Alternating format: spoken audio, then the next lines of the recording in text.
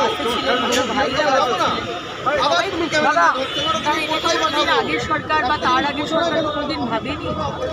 সরকারের কাছে হয়তো 50 টাকা 100 টাকা কিছু নয়, কিন্তু বাংলার বহু পরিবার আছে তাদের কাছে 100 টাকা 200 টাকা বাস ভাড়া দেওয়া খুবই কষ্টের।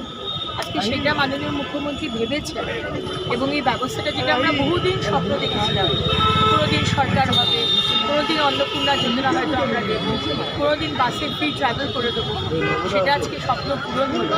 এবং আজকে আমিও টিকিট পেয়েছি, আমাকে 0 ব্যালেন্স টিকিট কন্ডাক্টর সাহেব দিয়েছেন।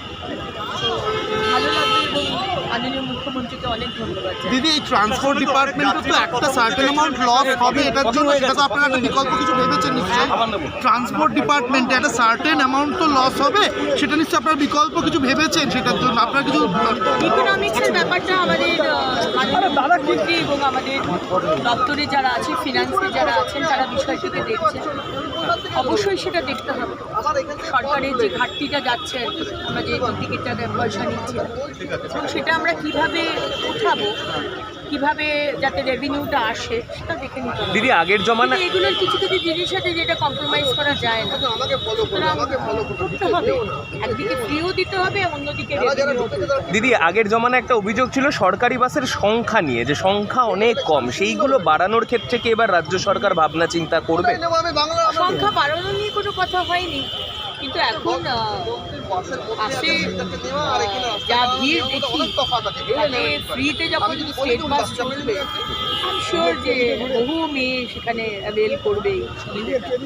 তাছাড়া মাননীয় প্রধানমন্ত্রী বলেছেন এই যুদ্ধের সময় যেখানে ফুয়েল নিয়ে সংকট দাঁড়িয়েছে, সেখানে অন্তত একবার আমি আমার রাজ্যের মানুষকে বলবো, কি মহিলা কি পুরুষ, একদিন অন্তত পাবলিক ট্রান্সপোর্ট আমরা নিই। আমিও নেব, আপনারাও আসুন। মেট্রো নিই, ট্রেন নিই, পাবলিক বাস নিই, হয়তো অটোতে করে চলে এলাম, কিন্তু নিজের গাড়িটা বা নিজের মোটরসাইকেল বা স্কুটিটা বার করবো না যেখানে তেল আছে, তেল খরচা হচ্ছে।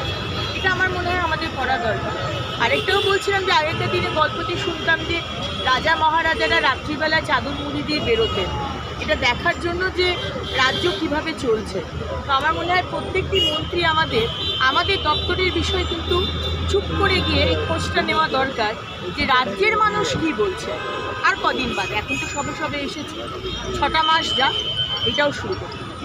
ম্যাম, মেয়েরা তো সবসময় সমান অধিকারের কথা বলে, এক্ষেত্রে বাসের ভাড়াটা ফ্রি, সেটা কি মেয়েরা একেবারে পজিটিভলি নিচ্ছে সকলে? দেখুন, সমান অধিকারের কথা আমিও বলি, কিন্তু যে পরিবারে হাতের চিন্তা করতে হয়, অন্যের চিন্তা করতে হয়, সেখানে দূরে 200 টাকা 400 টাকা ভাড়া দিয়ে যাব, আর সেখানে যদি বিনামূল্যে আসে, তখন কিন্তু আর অধিকারের কথা আসে না। অধিকারের কথা বলা যেতে পারে, আমার মনে হয় সেটা জায়গা বিশেষে বললে বেটার। ঠিক আছে, থ্যাংক ইউ দিদি। ঠিক আছে। মেয়েদের বাসে আজকে ফ্রি হলো, আপনি করলেন, কি বলছেন?